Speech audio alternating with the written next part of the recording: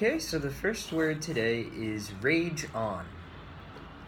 In the video, the woman says, every year the debate rages on about giving presents.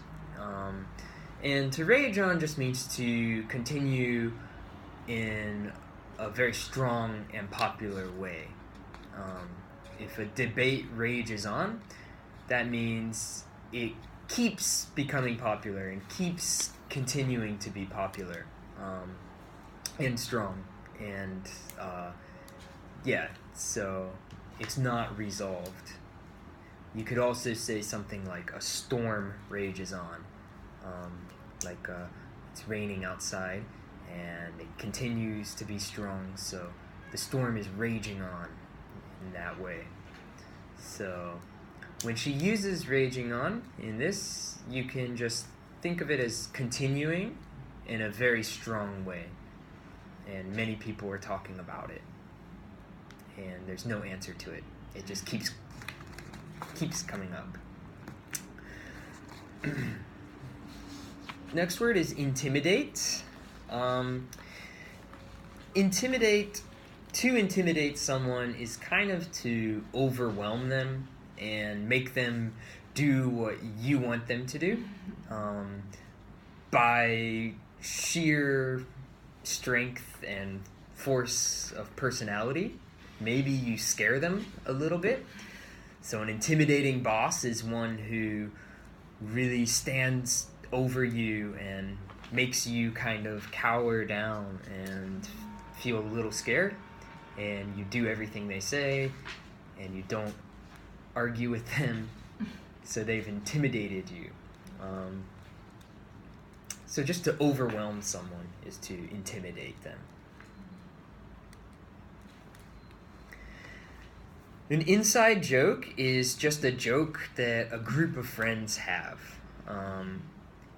To outsiders, it can sound like nonsense or it's not funny at all, but only that group of friends will understand it, because it can be something one of the friends did or said back in university or something.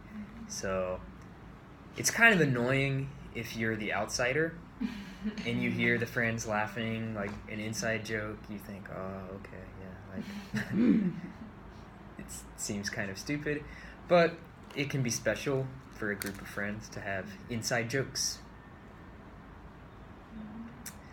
The next word is keepsake, which, as it sounds, it's just something you keep to help you remember someone.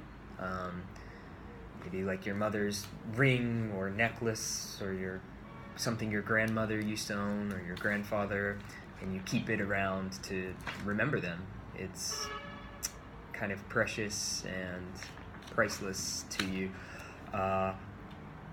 It's similar to a souvenir. A souvenir could be a synonym for that, but souvenir really is like for travel, when you're traveling, whereas a keepsake could be something that a friend gives you or a family member gives you. But they are very similar.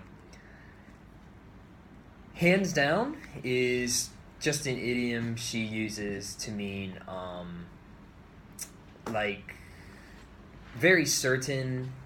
There's no debate. There's no reason to vote for it. The answer is very clear.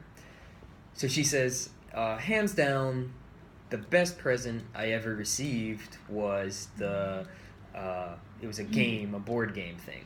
So that means, without question, absolutely, this was the best gift I ever had. There was no doubt in her mind. So when people say hands down, it just means we all know the answer, or I know the answer. Like, we don't need to vote about it. Like, hands down, the best movie of the year was blah, blah, blah. Whatever everyone really liked that year. So no reason to argue about it or debate it. Sleuth, number 6, sleuth, just means to kind of, I don't want to say stalk, but you kind of trail someone or track someone like a detective, or you kind of research or follow them, see what they're doing, look into their private life. Maybe if you follow an ex-boyfriend or girlfriend on Facebook, you're kind of sleuthing a little bit. But it could be harmless, like, for example, your best friend's birthday present. You can do a little sleuthing into their private life and find something really special to give them for their birthday or something like that. So it means kind of to track or to follow. Picture like a detective doing some research, following someone. The next word, hipster. This word has changed a lot. It has a lot of different meanings, but traditionally, hipster just means someone who follows the latest trends, but not necessarily mainstream trends. Usually they're kind of like, I don't know how to say, like alternative trends or like more unique kind of things. So they're not trendy exactly, but they do follow kind of like underground trends and tastes. These days when you hear about a hipster, it's always like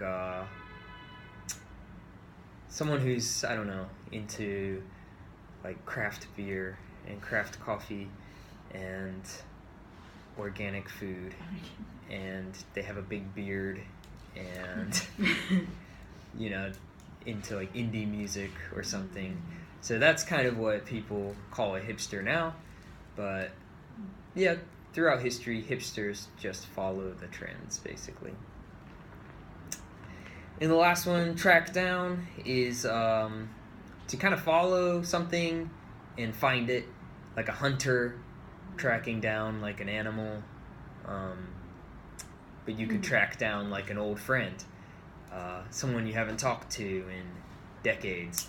So you do some sleuthing, some research, and then you find them in some strange place. I don't know.